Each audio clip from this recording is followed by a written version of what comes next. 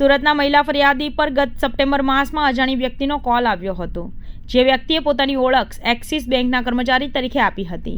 PAN card update કરાવવાના નામે મહિલા ફરિયાદીને વિશ્વાસમાં લઈને મોબાઈલ નંબર ઉપર એક ફાઇલ મોકલી હતી, જે ફાઇલમાં કેટલીક વિગતો ભરવા જણાવ્યું હતું. મહિલાએ પોતાની તમામ વિગતો આ એપીકે ફાઇલમાં ભરી હતી. બેંક કર્મચારી તરીકેની ઓળખ આપનાર વ્યક્તિએ મહિલાના મોબાઈલ નંબર ઉપર આવેલા એક બાદ એક ઓટીપી પણ મેળવી લીધા હતા.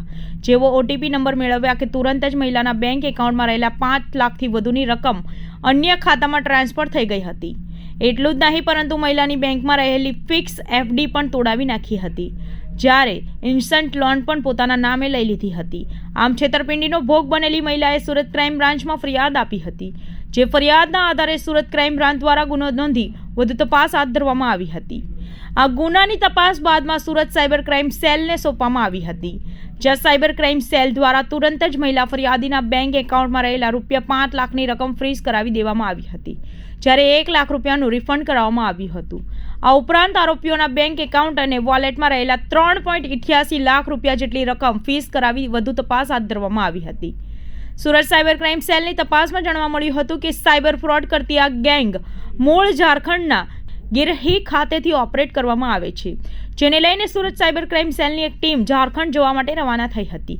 જો કે ટીમ ઝારખંડ પહોંચે તે પહેલા જ આ ગેંગને ગંધ આવી જતા તે ફરાર થઈ ગઈ હતી, પરંતુ સાયબર ક્રાઇમ સેલ દ્વારા હ્યુમન ઇન્ટેલિજન્સ અને ચોક્કસ બાતમીદારોના સંપર્કમાં રહી આરોપીઓનું પગેરું મેળવવાની દિશામાં સતત પ્રયત્નો હાથ ધરવામાં આવ્યા હતા. गत दिनांक 29/9/2023 को साइबर क्राइम पुलिस स्टेशन सूरत सिटी में एक फरियाद मिली थी, जिसमें कोई कस्टमर नंबर जो है उसके अंदर फरियादी ने कॉल किया, तो उसमें सामने वाले जो आरोपी है उसने एक KYC update, PAN card update करने के लिए बोला, और एक केवाईसी अपडेट करने के लिए एक एप्लीकेशन एपीके फॉर्म में उसने भेजी.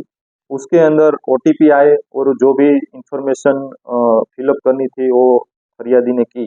उस वजह से फरियादी के कुल 5 लाख से भी अधिक राशि का फ्रॉड हुआ था. उसके अंदर साइबर क्राइम पुलिस स्टेशन में महाराष्ट्र के भिवंडी खाते से 6 आरोपियों को गिरफ्त में लिया है. उसमें 5 आरोपी एजेड है और एक आरोपी नाबालिग है. इन लोगों ने कुल पूरे इंडिया के अंदर 22 गुने आचरे हैं. उसके अंदर 3 सूरत सिटी के हैं और बाकी के अलग अलग स्टेट के हैं. इन लोगों के पास से कुल 13 मोबाइल कब्जे किए गए हैं, HDFC की बैंक चेकबुक और 7 ATM कार्ड कब्जे किए हैं. लोगों को हमारी ये गुजारिश है कि ऐसी कोई भी लोग कोई भी कस्टमर केयर नंबर डाउनलोड करे तो गूगल के अंदर से ना करे. इसकी जो भी बैंक की है उसकी ऑफिशियल वेबसाइट है, उसके अंदर से ही ये कस्टमर केयर नंबर ले. और अगर ये कस्टमर केयर नंबर वाले लोग अपने को कोई एपीके फाइल डाउनलोड करने के लिए बोले, कोई ओटीपी देने के लिए बोले, तो कभी ना दे.